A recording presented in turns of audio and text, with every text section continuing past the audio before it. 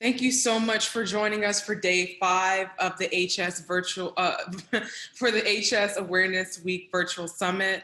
I have here today Angela Parks Miller, who is the president and founding director of Hope for HS, which is a community organization of HS for support groups for HS patients. Angie founded Hope for HS in 2013 with Dr. Melissa Williams. Hope for HS is the first face-to-face support group in the United States for those with HS, their caregivers, and loved ones. Along with working as an HS community organizer, she is also a caregiver for her partner who battles HS. Thank you so much for joining us. Thank you for having me. Absolutely. Can you tell people more about what it is you do and who you serve? All right. So like many people, I wear a lot of different hats throughout the week, and starting at home with my family. So as you mentioned, my role in HS advocacy and in the HS community really was born out of the fact that my husband has HS, and I actually have a couple friends who have HS. And then aside from that, my job is working in clinical research and dermatology at Henry Ford Hospital, where we have a dedicated HS clinic, and we also do HS research. And then aside from that, Hope for HS is an organization that I just love, and all the people within it and the HS community. And so I've been blessed to be a part of growing that organization along with the HS community for the past 7-8 years now. Thank you so much to our sponsors for making this happen. The HS Foundation, the Mama IU, For Her Cosmetics, and also Hydra Wear. So diving into the questions, I want to start talking about the importance of community organization, especially for HS patients.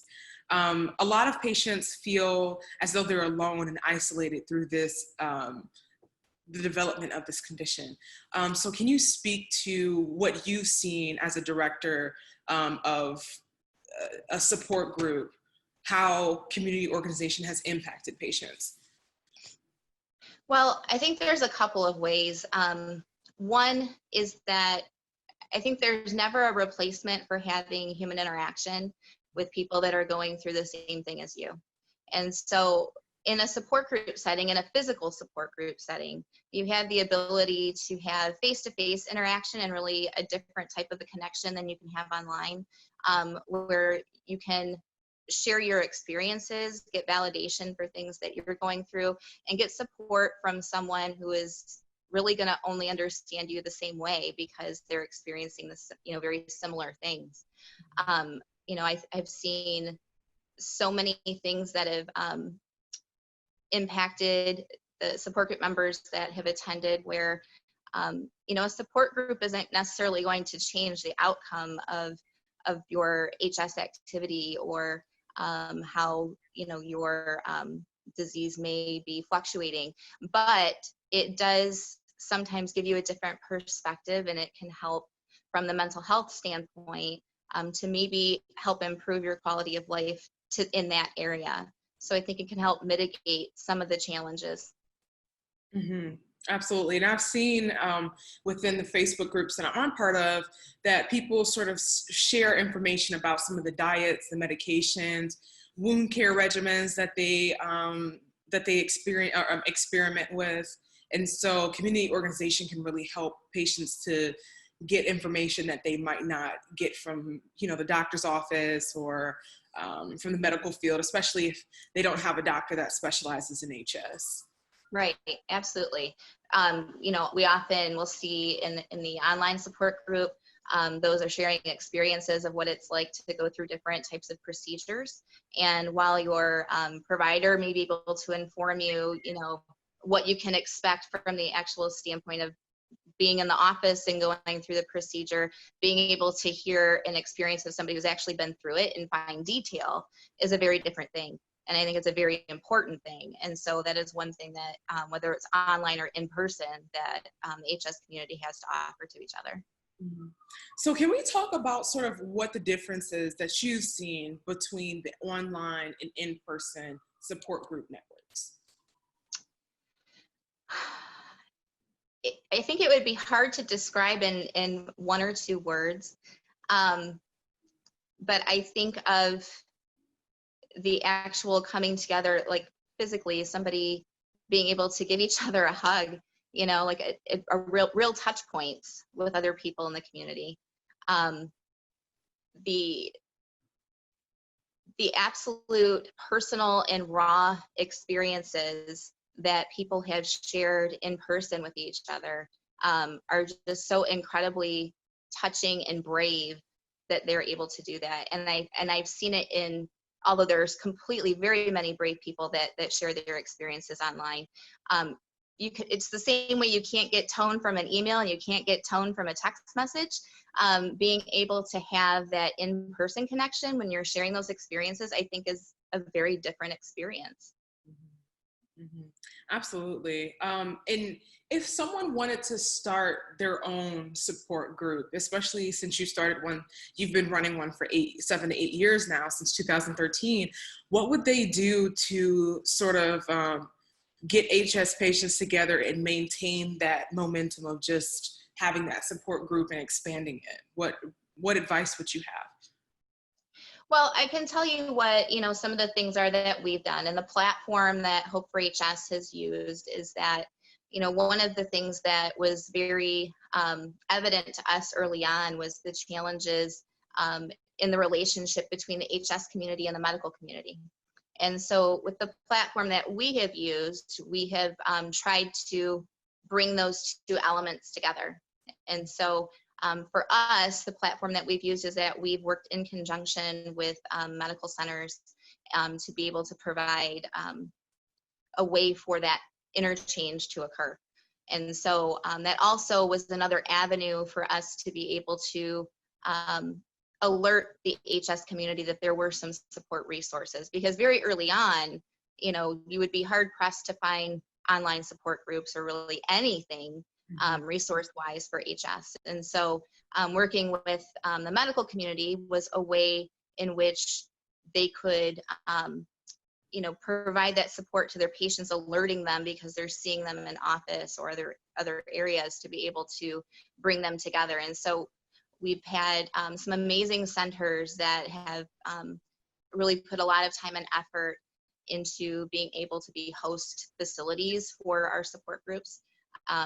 You know, we started out in Detroit as a very small group, and you know, our very first meeting that we had over 30 people that came, and I was shocked. I really didn't know what to expect.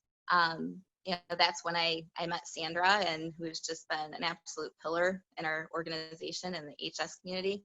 And you know, it just really flourished from that point to where now we have support group chapters in 8 different states. And, you know, we have the intention for more to actually open. COVID kind of slowed some things down a little bit, and we're waiting to see how things are going to play out. But the intention is not to stop, and is to keep going. Absolutely. And we kind of talked a little bit before we started broadcasting about expanding out. Are you all looking to expand in international waters as well, or are you just keeping it domestic for right now? We would love to expand as much as possible. You know, the one thing about Hope for HS that I'd like to really talk about too is that Hope for HS is a grassroots organization. It is completely and entirely run by volunteers. And it takes a lot of time and effort in order to be able to provide the resources that we do have. And so, you know, people have their day jobs, and they have their home lives, and things that they take time away from to be able to help grow the HS community with Hope for HS. And so part of that challenge in expanding further is needing more people to help us grow it. Yeah. So. Yeah, absolutely. So that means attendees, if you want to volunteer for Hope for HS, Angela, can you let them know how they can jump on board? Sure. So you can send us an email at info@hopeforhs.org. Okay. I'm going to put that in the chat just so info@hopeforhs.org. So if you all want to inquire about volunteering, then the email is in the chat. And then any information too can be found on the Hope for HS website. So, if you miss the email there, the information, the email address is right on our main facing page there. Yes. And I know that, so we've been talking a lot about HS patients. And I think too, that we don't only have HS patients within this summit, within our groups, and you are a caregiver yourself. So can you kind of speak to the importance of being a caregiver for an HS patient? Because I think that's something that we haven't covered. And I think that's a part of supporting Yes. and community organization as well. I have been blessed to see and interact with members of the HS community who have amazing support systems, and they have gone through so much. And while I can't imagine someone going through everything they've gone through without that support system. And unfortunately, I've also seen that too. I've seen people struggle in different ways because they don't have a support system. I think there's a lot of things in HS that we can gain insight from other conditions. And when you think about other conditions that have significant quality of life impact, such as different types of cancers and whatnot, the support systems are critical in helping the person that's suffering. And at the same time, if your support system is wide enough, your direct caregiver also needs support at times too, because it's very challenging. And so the impact that HS has, while it most certainly is crushing and devastating for the person who has HS, it reaches further. It digs its nails into the rest of your family and the household. If that person, is unable to work, if the mental health impacts are so severe, the caregiver having to take time away from maybe taking care of other members of the household, or also being able to go to work, and so it's just such a tremendous domino effect that HS has. Yeah, and I know that's a luxury too, almost, because I was blessed enough during my surgeries and during doctor's appointments to have my mother, who was front and center, and she would go to work she'd have to be at work at 7 o'clock in the morning. And so she's waking me up at 5:30 in the morning, and she's helping me to do wound dressings and things like that. So she's extending herself. And I feel like we talk a lot about the patient perspective, which is not bad because it needs to be covered, obviously. But the caregiver's perspective, as you're saying, is also it takes a lot of focus, it takes a lot of love, it takes a lot of energy, because a lot of caregivers are doing their best with the knowledge they have. Some of them don't have all of the information that they need necessarily to take care of patients, so they're doing what they think is right, and that can take a lot of emotion and energy in that process. Yeah, and then when you think too, as a parent, I have 3 children, and if one of them gets the flu, it's really hard for me as a parent to see them not feeling well, and I can't just flip the switch and make it better. And as the parents that I have seen who have children with HS, the anguish that you see on their face to see their child suffering and wanting to help them so badly, it's gut-wrenching. And so,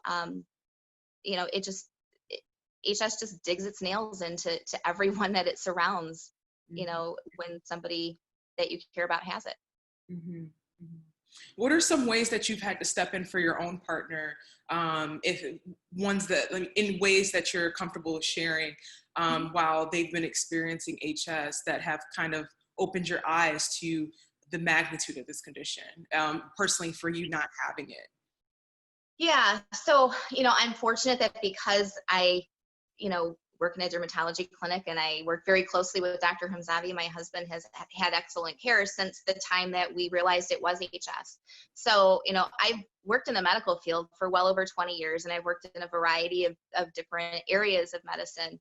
And it wasn't until one day that I was in clinic with Dr. Hamzavi and was with him in an HS patient visit that I realized, oh my God, that's what my husband has. All these years, I didn't really know what it was that he had, much less how to fix it. And so, one of the challenges as a caregiver can sometimes be the prodding to get care.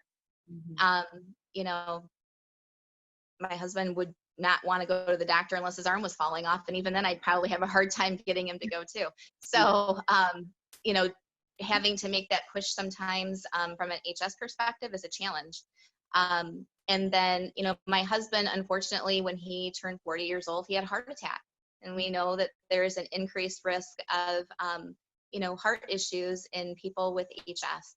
And so I had to really fight for him when that happened, because they were kind of baffled by how this happened to him. They were really kind of mystified by it, and trying to explain to them, well, he has HS, and explaining what that was. And fortunately that year, we were fortunate enough that the paper had come out about, the correlation between the increased risk of cardiovascular issues in HS. And so I was able to share that with them. And so, being a caregiver means being very well read on HS as well.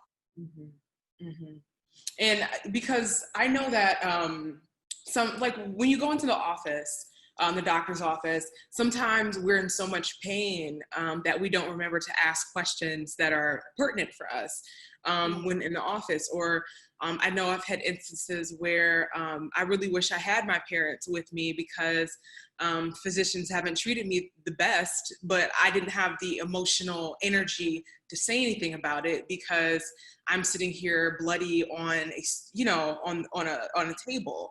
So I'm completely vulnerable. So caregivers really help to step in at that point too, as well. Absolutely. Yeah. So I want to talk about how we can kind of continue pushing for advocacy for HS patients, caregivers, and their loved ones. How can we sort of show up for the community more? What are some of the ways that Hope for HS is looking to show up for the community in the future? So until we have a cure for HS, all we can do is mitigate, not actually eliminate. And so until that point in time happens that we're all so hopeful for, we can't stop. We have to be, making sure that we're continuing as caregivers and those who are suffering with HS to continue pushing for that change, to continue pushing for a seat at the table, to be a part of that change. And that's one thing that Hope for HS, that I'm proud of that we have done, is that we've really worked with the medical community. We've tried to work with industry to make sure that patient voices can be represented as these discussions are happening. So, I encourage everyone to be able to continue to share your experiences, both positive and negative, with your providers, with other members of the HS community, with members of your local government, to really continue to push for change. One thing that Hope for HS, started a few years ago, that Sandra did tremendous effort in coordinating, is the proclamation campaign that we did. And so, this year, with everything going on with the pandemic, it wasn't what it has been in years past. However, we've been able to get, I believe it's a total of, over the years combined, about 17 US governors to issue a proclamation to raise awareness for HS. And that goes into the historical state records. And they're usually found on their state websites. And it's also a tangible item for you to be able to share with somebody else, to, just show the validity of what HS is and the impact that it has. Why was it important for you all to get a official decree from the governor recognizing HS and spreading awareness that way? Well, I think it's a big deal to be able to have something to show that your state, when it's doing, they have proclamations raising awareness for a variety of things, whether it's Brain Cancer Awareness Month, etc., things that have tremendous quality of life impact, to make sure that HS is also represented.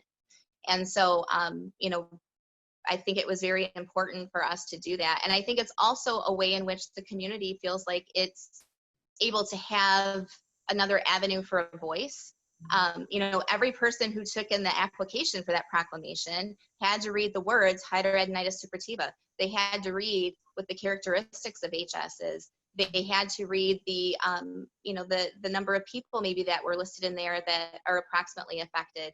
And maybe that triggered something in them to realize maybe they have similar symptoms or know somebody who has it. So I think that we can never underestimate what we do, no matter how big or how small, the impact that it can have. Mm-hmm, mm-hmm. And did you come up with that, wanting to push that for those states, or was that a collective sort of like idea between you and the volunteers, or how did that come about? So Hope for HS initially had posted it on our Facebook page, and we provided information such as templates, etc. But it took the collective effort of people in the HS community, because you can only submit a request for a proclamation to be issued if you're a resident of that given state. And so this was just such a nice way that people across the US were able to come together in putting forward, you know, that demand for HS Awareness Week. So, you know, while Hope for HS may have put an idea out there for it, we're not the ones that submitted for all of those proclamations. You know, we submitted for our individual states. We have members of our Hope for HS chapters, and some who are directors in their local chapters who submitted for their states. But the thing too is that you also had multiple people, because more than one person can submit, because there's never a guarantee that you're going to actually get the proclamation issued. And so we always encourage as many people as possible to apply for those requests of proclamation, so that way, if the governor's office sees the demand, maybe they're more likely to issue it. Mm-hmm. And what is that process like? Is there a lot of paperwork? So like if an attendee wanted to do that in their own state and they don't have a proclamation, what would that process be like for them? It can be a little different for every state. And then there actually are a few states that won't do proclamations. Okay. So, you know, for Michigan, I can tell you, since I have submitted for Michigan before, you know, if I go on the state of Michigan website, they have an email address where you submit, you know, your request to. And so I sent a letter kind of explaining why we wanted this proclamation issued, why it was important to us, and then also our clauses of what we would like the proclamation to say. So I wouldn't say it was a very time-intense process to submit to our individual state at all. Okay. So if patients, if you want to do that, attendees, I would definitely look on probably the government website for your state, to see who you can email, and start putting that together, if that's something that you want to do. Spreading the word any way is really good. So yeah, if you do want to do something like that, then those are sort of the steps you can take. I do want to say, if you guys have any questions for Angela, please put them in the Q&A, because we're going to get to those shortly. So another question I have is, what can patients take from all of this, from support groups, from the efforts that are happening this week for HS Awareness Week? What are some of the key takeaways that you think are available? Well, I think one takeaway, you know, is, you know, and Sandra has used this quote before too, is that we heal through community. And so I think that is one powerful way in which the community can come together to affect that change. So, you know, you can never underestimate a small group of people working to affect change. So it's not just the change for yourself, it's also the change for your neighbor, maybe family members, and how you can grow it from that point. I think the other thing is the empowerment that comes from feeling that you are doing something to try and make that change. You know, the proclamation effort I thought was amazing, because I hope people felt empowered that they were doing something to demand a voice, that somebody in their local government knew what HS was. Mhm. And every time somebody advocates and pushes their insurance company for coverage on something, every time that someone pushes back with, if they're in the emergency room and they're not being treated correctly, and you know, they need to advocate for what HS is, and really push for that. Advocating for other members of your family. Um, I just really hope that people take away from this that as a community, we are much stronger and we can do much more together. And I hope that while there may be different pockets of efforts going on throughout the US and throughout the world, that I hope that we can come together to find a thread where we can push hard for all the changes that we all want to see. Yeah. I was just talking to someone about there are a lot of different support groups and foundations for HS, and it seems like it's spread out.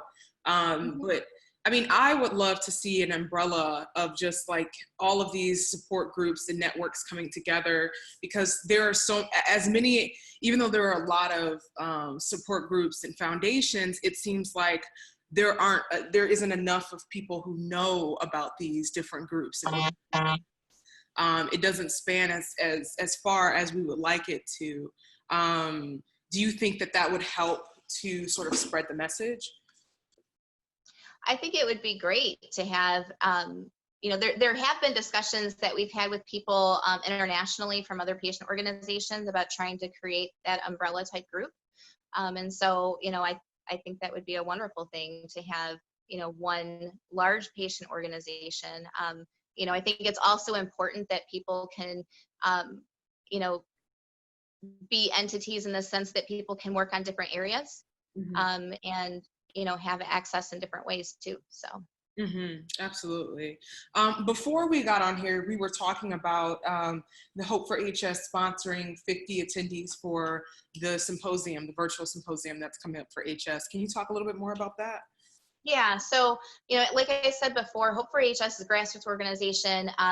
None of our members that do work within our organization are paid or compensated in any way.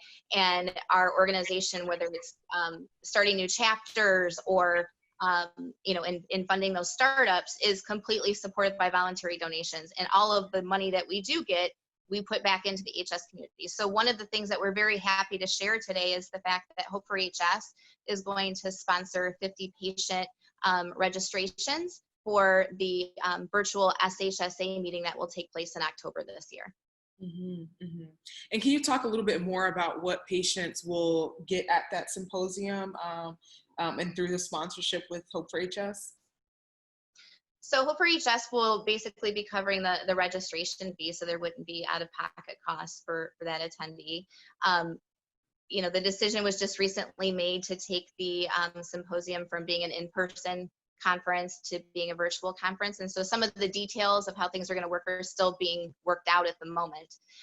But I can tell you from years past that last year when we held it in Detroit, we had such a large turnout of patients and HS community members attending, whether it was someone with HS themselves or their family members or friends attending with them, and being able to have their voice represented, in the question and answer sessions, patients being able to get up and ask questions of the medical community or of industry or whomever is speaking, I think was a really nice way to have that interaction between the HS community. And so I would anticipate that we would be, doing the same thing in a virtual platform. Absolutely. I know when I went to the symposium, I only went once, I believe. No, I think I went twice, I think. But when they had the patient support session, it was very beneficial. So if you do want to get sponsorship from Hope for HS, how can they go about applying for that? Sure. So right now, some of the details are still being worked out as far as how registration exactly is going to work. But please keep checking our Hope for HS Facebook page, because we will make the announcement as soon as we can as to, how to go about getting that registration fee covered. So, and if we're able to cover more down the road, we'll do that too. But right now we're starting at least with 50 and hoping maybe we could do some more than that. Absolutely. And you mentioned the private page that you have on Facebook for patients as well. Could you give that information?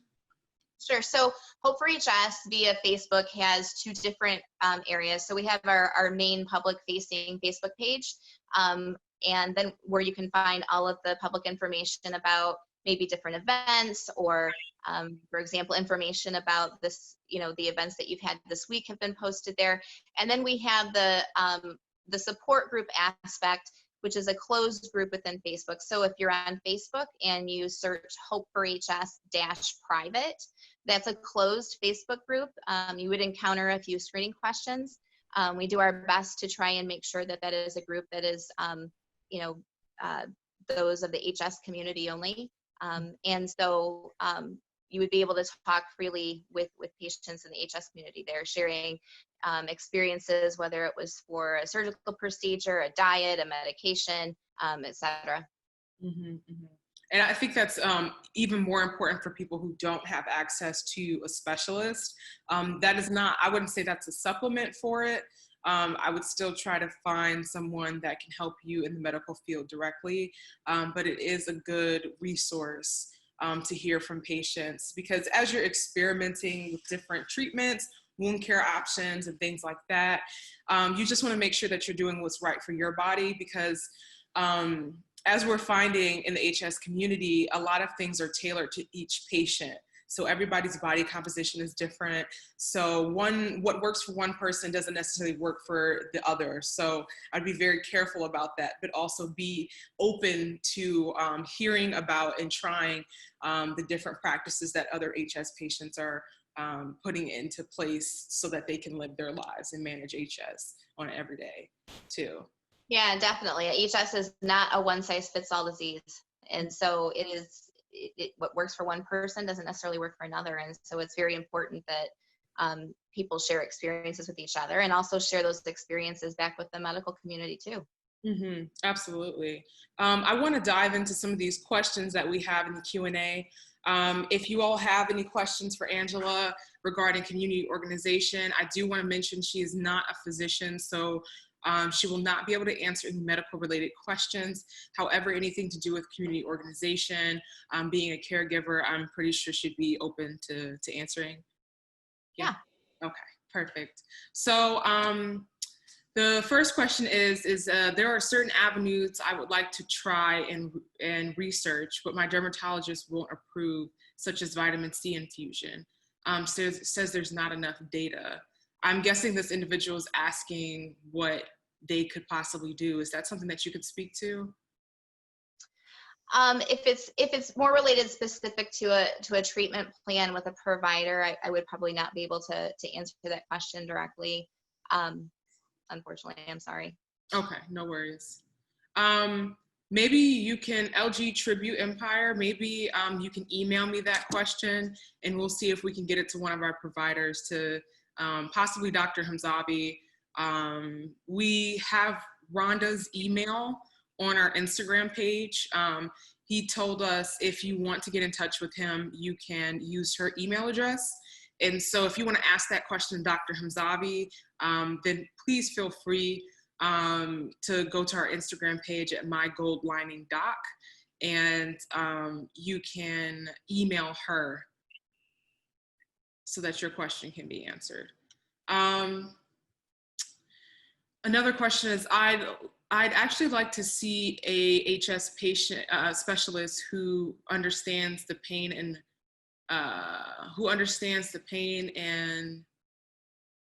is willing to try different avenues. Any recommendations? Does Hope for HS have any like directory or anything like that for patients as far as like finding physicians and specialists? I know HS Foundation does. So the directory for HS specialty clinics is housed on the HS Foundation website. But of course, within the Hope for HS online support group, patients could certainly interact with each other to see if somebody else maybe in their area has a recommendation. Mm-hmm, mm-hmm, absolutely. Okay. Someone says this might be, Okay. An anonymous attendee says, I feel so low this morning. I feel like sometimes listening to this makes me more sad. But like you said, I must want to get up and do something about it. My mind is so tired from this. How can I motivate myself to get help? I know I heard, they heard you say that your husband didn't want to go to the doctors, etc. And they said that they tried to pray for God to give them a clear mind. Do you have an answer for that? So, I can say that, again, the importance of a caregiver is that they can help push you along and prop you up when you need that. And if you're lacking that, that is one time that I think it stresses even more the importance of getting involved with the HS community, whether there's a local in-person chapter that you could attend or the online support group, because you can share those feelings in the online support group and you can hear from people going through the exact same thing as you, why maybe they were not motivated at a point in time and what prodded them along. I would never want to speak and say what should motivate you, because I don't suffer the same way that you suffer. But I can tell you, though, that you will never find more people that can prop you up and support you through the process than those in the HS community. And so if you aren't a part of an online support group yet, I would encourage you to join one. Hope for HS support group would be more than happy to welcome you there, and share those feelings with other people and let the HS community lift you up. Yeah, absolutely. Because I know that in support groups, I've experienced, there have been posts that have been very heavy, but that's not a bad thing because we all share those emotions. But there have also been very encouraging posts from people just telling people to hold on and to hang on, because sometimes we need to hear that. We know that in our minds, but to hear it constantly from people who we know love and support us can help us to hang on just a little bit longer. We were kind of saying earlier this week that being a warrior for HS is not just a personal thing. It's also for the current generation, the future generations, and moving just forward, because there wasn't a lot of research in HS like years ago. I remember when I first had it, there wasn't a lot of information out there. And so now we're getting, there's more clinical trials being developed. There are more support groups being developed, and all of that gives us hope for HS basically. So if you feel discouraged, definitely lean into these support groups, because we're here to encourage you through your hardest days, through your best days. We're here to praise you. So don't don't be afraid to tap into that network. Yeah.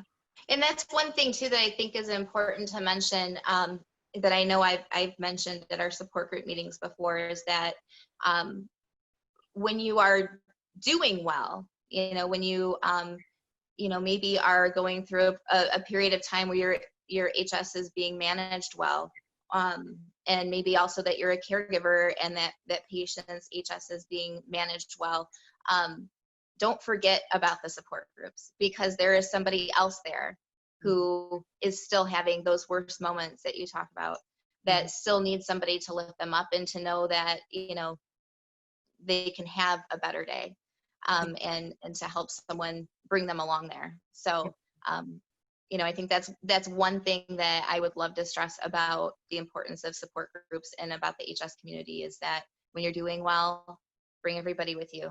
Try to help those that really need it still. Mm-hmm. Absolutely. And I know we've talked a lot about support groups for HS patients. Are there any support groups for caregivers at all that you know of? Not that I'm aware of, but I can tell you within our support group system, we have a lot of caregivers that attend the support group meetings, that have been that are members of the online support group, people that are caregivers that are active in their chapter, maybe leading that individual chapter, who are caregivers. So there's a lot of caregiver representation within our organization, but I'm not aware of one specific to caregivers. Okay.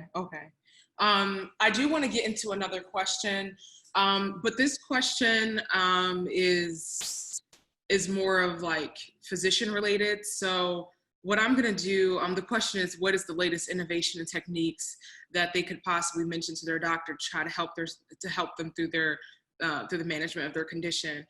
So that's more of a question you would ask to a physician.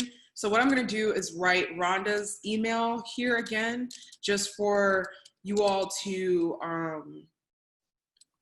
send Dr. Hamzavi some of your questions, because yesterday he was so open to you sending questions to him so that he can answer them and get you the help that you need. So we're going to skip that question, but please save that question and put it in an email and send it to Dr. Hamzavi, because we definitely want to get the answers for you.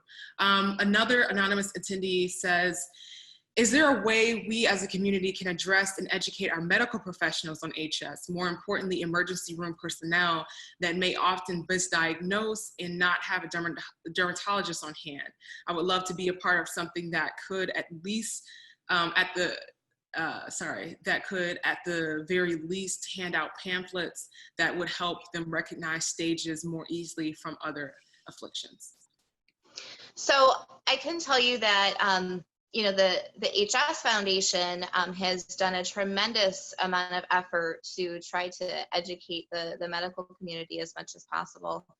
They've engaged different specialties of medicine. So you have, surgeons that are engaged, you have OB-GYNs that have been engaged. Of course, we're nowhere near what we need to make sure that, the large swath of the medical community is well educated on HS.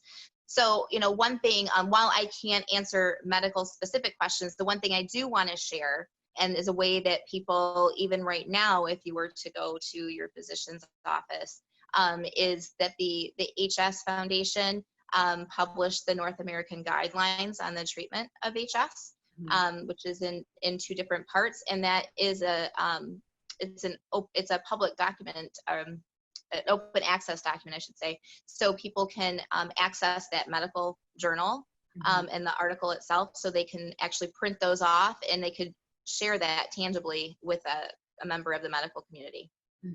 Absolutely. I remember yesterday Dr. Hamzavi was saying that Hope for HS has actually helped him to understand some of the experience of patients in the office. So some of the complaints that they've had, or some of the experiences that they've had. Can you talk a little bit more about that? Because that's kind of an education as well. Yeah, and so, I can tell you from the Detroit chapter, for example, we, in all of our chapters, we always have a medical provider attend. And it's not because we feel that the medical provider has to be there to watch over things. It's so that way that medical provider, a member of the medical community, hears those experiences in a way that's different than what they hear in clinic. Physicians, even though they may want to sit there and talk with you more, they have a schedule to keep and they have more patients to see, and they have to divide their time. And so that is a way for them to hear experiences and take them in a different avenue without the constraints of a clinical setting. And, we've also had medical students attend. And so we've had students who are going to hopefully take in those experiences. And so as they go through the rest of their medical career, they will recognize HS. They'll have a different level of compassion and understanding. They'll know that there are resources out there that are available to their patients. And so, that's one of the reasons behind why Hope for HS has used the platform that we have, is that it's not just a matter of trying to rebuild kind of that breakdown of trust that has happened within the HS community and the medical community. It's also because through that process, we're able to help engage the medical community in hearing patient experiences and feedback in a different way. Absolutely. We have another question from an anonymous attendee. As a caregiver, how have you navigated through the copious amounts of treatments and wound care that would best suit your husband without overwhelming them with new methods every day? So I'm fortunate that in my experience, I actually am certified in wound care, and so wound care is something that I'm experienced in doing, but that's not the case for the majority of people. So it's been a challenge. I think that as a caregiver, you have to be very in tune with the person that you're caring for, and have open and honest discussions to be able to test the pulse of when is it time to push and when is it time not to push. You never want to overwhelm someone with information, but at the same time, there has to be a balance. And so I think, just as with anything in HS, that balance can be unique to that individual situation. Mm-hmm. But that would be the thing that I stress the most, is just that open communication and trying to find that balance. Mm-hmm. Absolutely. And speaking of wound care, can you speak a little bit to some of the best methods for caring for HS wounds from your experience, not only as a caregiver, but as someone who worked in wound management? Yeah. So wound care in HS is, as everybody knows, is a very big challenge. Yeah. One of the biggest challenges is access to the appropriate materials that people might need. Mm-hmm. And so while there are some great dressings and different things out there that may be helpful, if somebody's not able to get access to them, it really is a moot point, and we need to find different things. So, in our HS specialty clinic, for example, we're a center that does carbon dioxide laser excision. So you have big open wounds after a surgery that are left to heal without being closed. And so doing very specific wound care has been very important. And so you don't have to have the most expensive dressing sometimes in order to achieve the same or very similar outcome. So, we've done things, our Detroit style of trying to keep dressings as inexpensive and as accessible as possible. So using non-stick dressings, techniques down to the fact that if you have had drainage and it's kind of dried up to some extent and your dressing is sticking, and you don't want it to tear off, is having a spray bottle with warm water that you can kind of soak that dressing with first to loosen it up before taking it off. A lot of people find success in using like different types of washes. Each person, I think, is different in what they feel like works the best for them. But from like the clinic side of things, using the benzoyl peroxide washes and HibaCleanse and different things like that. HydroWare has come out with that great product that I think could be very helpful for the HS community, and it's founded by an HS patient. Couldn't be any more wonderful. So I think it is just a challenge. I wish I had some really specific pointed answers on how to address wound care in HS, but I don't. And yeah. I think that that's something that we need to continue to address. I wish that there were better coverage for dressings. Getting coverage for dressings and wound care, if you have a diabetic ulcer, is also equally challenging. Mm-hmm. So it's something that our healthcare systems just do not cover in the way that we should. And so that's why advocacy efforts are so important.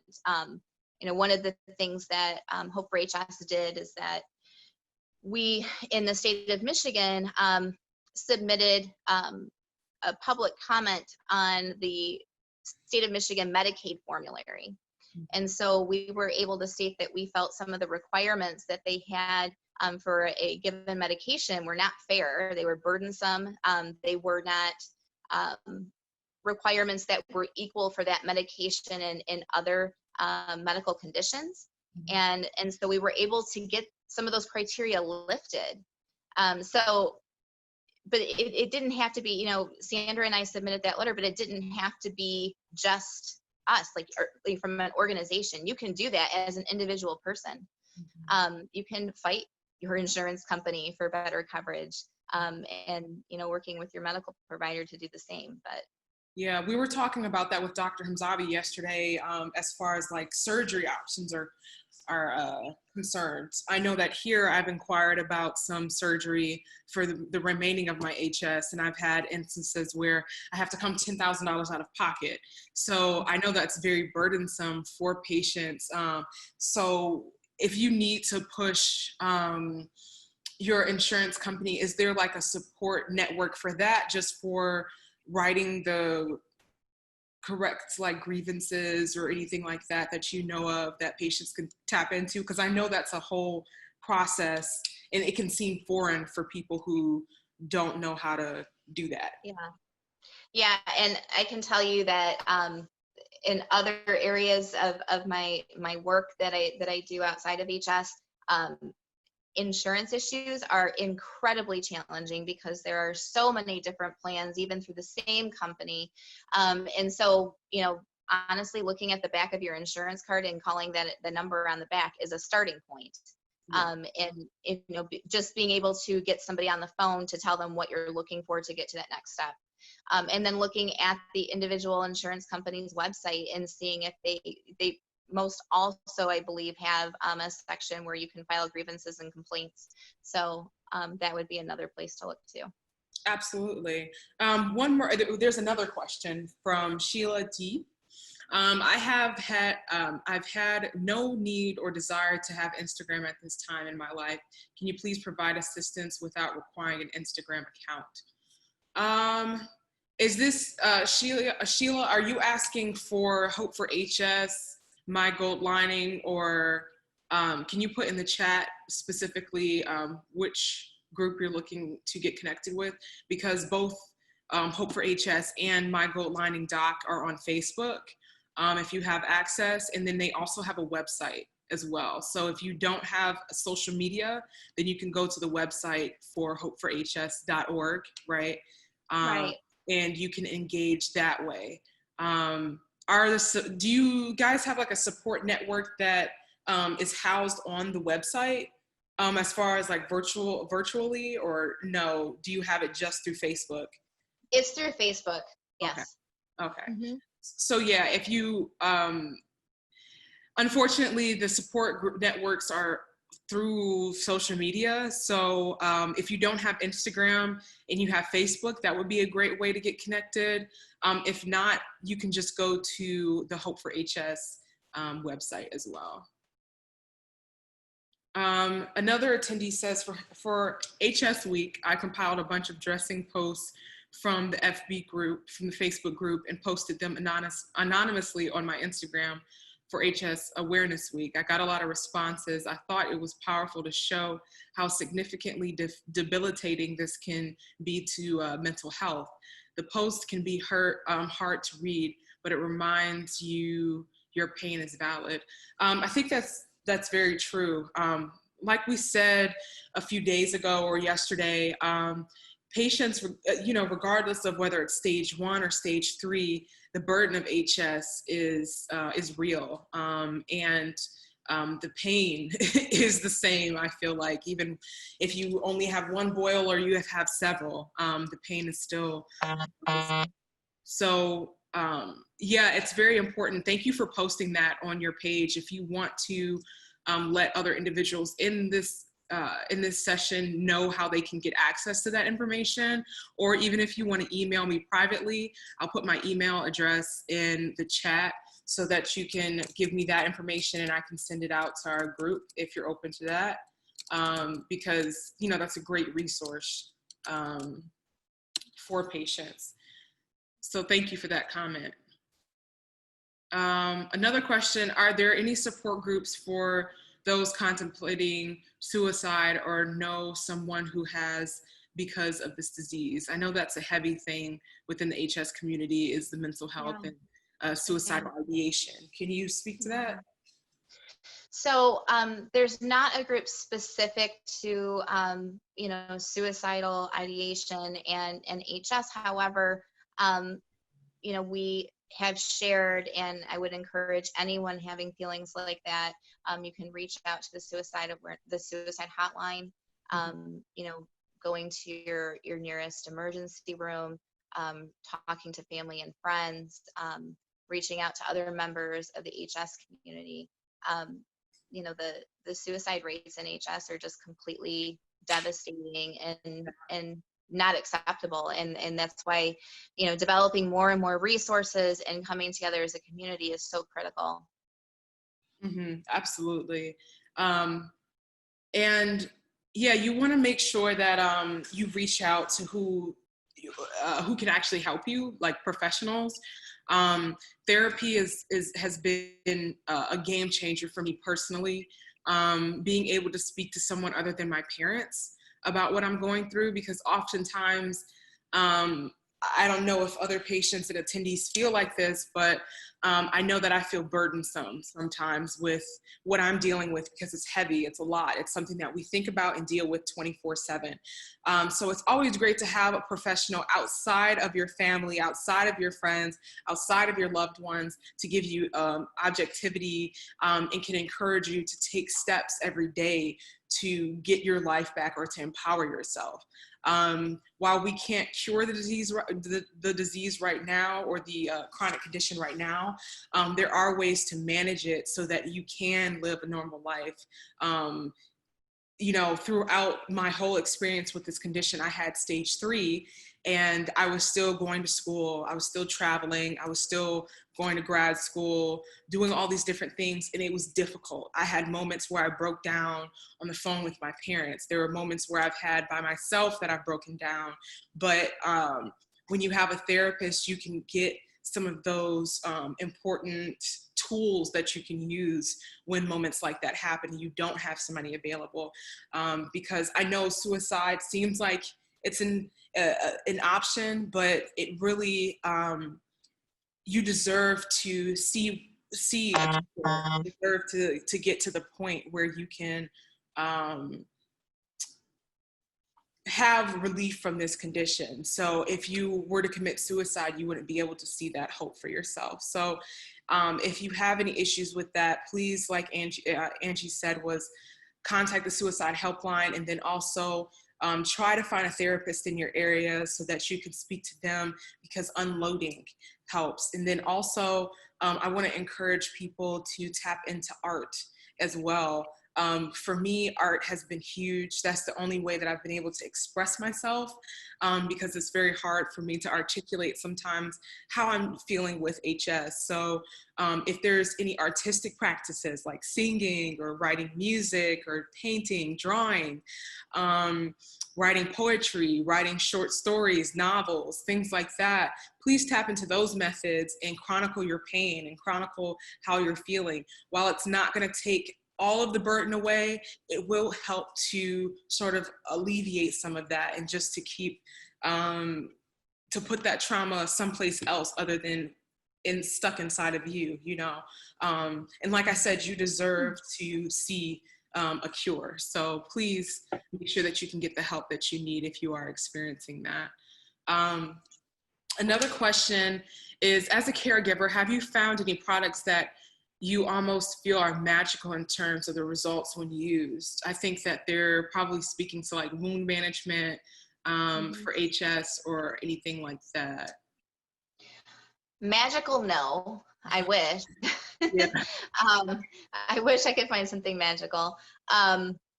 You know, there is a wash, and I'm not endorsing any particular brand or anything, that I know that my husband really particularly likes, called CLN wash. That is kind of like a bleach derivative. It doesn't actually bleach out your clothing and things like that, but he really likes that product over benzoyl peroxide wash. So that's been helpful for him. He really feels that it is helpful for him, actually. But unfortunately, no, there's still no miracle. I wish there was. I wish there was a magic thing in a bottle that we could use here. So, you know, I think one thing from a wound care perspective that is important is just understanding, and actually I believe it's on the HS Foundation website that you can find it too, but just understanding some basics about wound care. So knowing, there's like an acronym that we use in wound care called TIME. Mm-hmm. And that's an acronym to use to assess assess the skin's appearance, and kind of knowing what direction to go in. So, you know, you're looking at T being for tissue, and you're looking to see what is the tissue looking like. Is the tissue, you know, in a healthy color? Is it not? You're looking at I is like inflammation, M is moisture, and moisture actually is the most critical thing in wound care. Too much, you end up with your skin kind of becoming friable around an area that you have that might be open, and too little becomes very, very difficult for it to try and heal. So moisture balance is one of the most important things in wound care, that I think you can kind of learn from that acronym too. Absolutely. And someone mentioned actually that CBD oil is great. CBD oil is a non-psychoactive component of marijuana. And for those that don't like THC, because THC can actually exacerbate anxiety and depression for some individuals. I know for me, I had to wean myself off of THC because of the thoughts that I was having and some of the depression that was happening. And then CBD oil, if you get it pure, sustainable, if you get CBD oil from a sustainably source, then you can, then it'll be beneficial. I'm not sure of any like companies that sell CBD oil just right now, but I know that there's actually an HS support group. I think it's called Hidradenitis Times or something like, or High Times or something like that. And they're a group of patients that use cannabis, from CBD oil to THC to Rick Simpson oil. These individuals have been experimenting. You want to make sure that it's legal medically and recreationally in your state. I don't recommend using cannabis outside of those networks, only because you can get into some legal issues, and using it on the black market, they're finding that that can be a little bit iffy. So I do want to mention that. Also, so Angelique, it's called Hidradenitis Suppurativa High Times, I believe. That's the name of it on Facebook. I want to thank you so much, Angela, for joining us. We are right out, we're right out of time. But thank you so much for engaging us in talking about community organization and being a caregiver and wound management. This has been very enlightening